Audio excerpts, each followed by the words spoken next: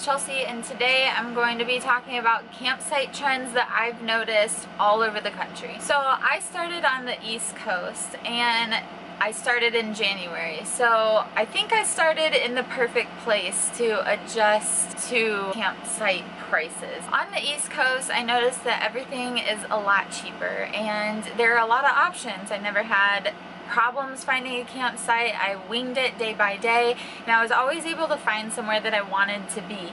Also on the East Coast, I did a lot more camping at actual campgrounds with hookups like electricity and water because it was cheaper. Once I passed the Mississippi River and started going west a little bit, the campsites did start to get more and more expensive. I noticed that state parks on the coast are more expensive than KOAs, which is really weird. So I've noticed a lot of state parks out west don't have hookups at all. As I moved west though, I started staying in more and more KOAs, which are privately owned campgrounds, because they were the cheaper ones somehow, even though they had hookups and the state parks didn't. I guess at that point it becomes more about location, because when you're in a state park, you're going to be surrounded by beautiful scenery. You're probably going to have a lot more room in between campsites, just all around better views. In KOAs, they really do pack pretty close to each other. You don't really get much of like a yard. You're probably just in a gravel parking lot somewhere, and then all the pretty stuff is like a little drive away. That being said, KOAs generally have more amenities than state parks do. Like the showers are usually nicer.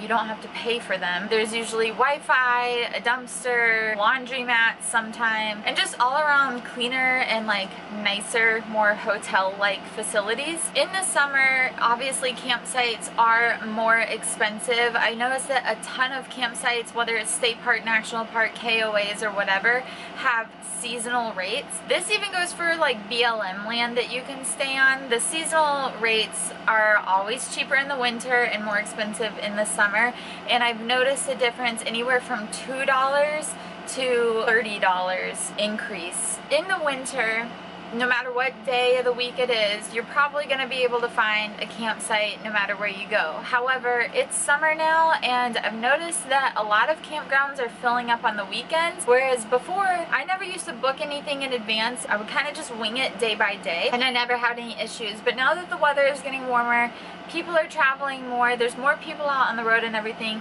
I am having a harder and harder time finding campgrounds that are available to me on the weekends. My advice to you is that if you're traveling in the summer and you know that you're going to be staying somewhere over a weekend, definitely try to book that in advance, because there's a good likelihood that you're not going to be able to find a spot there. Just this past weekend, Brooke and I tried several different places and called around to several different places, and the campgrounds were absolutely full, so we ended up driving and staying in a Walmart one night. If you can just get through the weekend, you're probably going to find a space open on Sunday after checkout time, because no one stays Sunday night to Monday night because everyone has to work on Mondays. So Sunday night to about Thursday night, I'm going to say you're good to go. But if it's Friday night, Saturday night, and sometimes even Thursday night, go ahead and book it in advance. I think the last thing I'm going to talk about in this video is what to expect price range wise from east to west and south to north.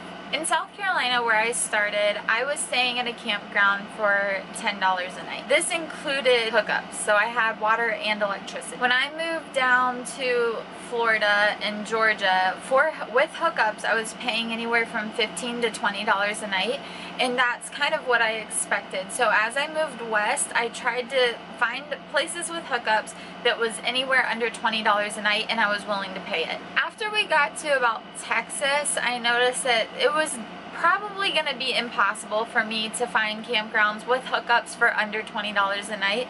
So that once I hit Texas, it started going anywhere with hookups from $20 to $30 a night. That included places in Utah and Colorado when I went up there. Keep in mind though that it was still winter time. Technically it wasn't quite May, so they still consider that winter time. So I was still in between $20 and $30 a night for hookups in those areas. Once I got out to California, things just went way up. No hookups, completely dry camping. isolated campgrounds, like not really around anything, starting at around $35 a night and going towards like $40 a night. And this is completely dry camping, boondocking, whatever you call it. No hookups. You can find cheaper places to camp, especially if you're willing to go to BLM land or stay in Walmart parking lots, or if you are not in a camper trailer or a big rig and you just live out of a van, you could definitely do stealth camping almost anywhere. Some sites that I've looked at and have not stayed at were ranging anywhere from like $70 to $80 a night for hookup. To me, that's absolutely outrageous. I cannot afford anything like that, but just know that those kind of sites do exist. They are privately owned KOAs, and you will probably have absolutely everything you need at those places. So I've been on the road for almost 7 months now, and those are the campground trends that I've noticed in different areas of the country.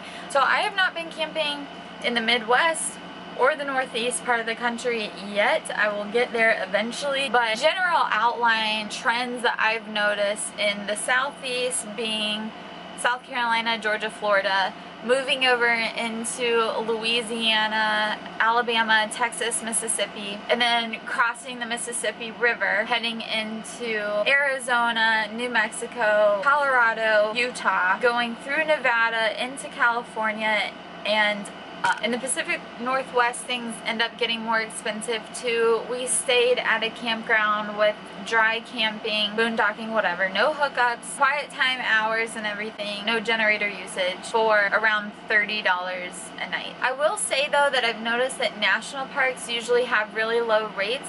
However, I'm pretty sure almost all national park campgrounds do not have any hookups either, but they are really low rates, and the generator hours are really small. Like, you have a 2-hour time limit for generators. However, if you are looking to be in the middle of a national park camping for cheap, definitely do that. I'd say that's usually around $20 a night. I am going to make a video soon about the differences between KOAs, BLM lands, and state and national parks, like where the best place is to camp for you and what your needs are. Keep an eye out for that one, and I'm also going to make a video coming up really soon about the true cost of nomadic life, nomad lifestyles, van life, whatever it may be, vehicle dwelling in general. How much does it cost to travel as much as I do? How much does it cost if you're going to stay in one place? Is this lifestyle for you when it comes to financial accessibility? So that pretty much covers the campground trends I've noticed across the United States. I hope you guys enjoyed it. I hope you find it a little bit helpful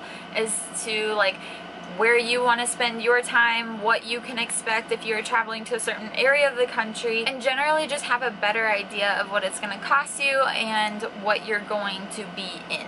Subscribe to my channel if you haven't already. I put out nomad vlogs, nomad tips, and campground reviews for you guys that are interested. I will see you guys in the next one.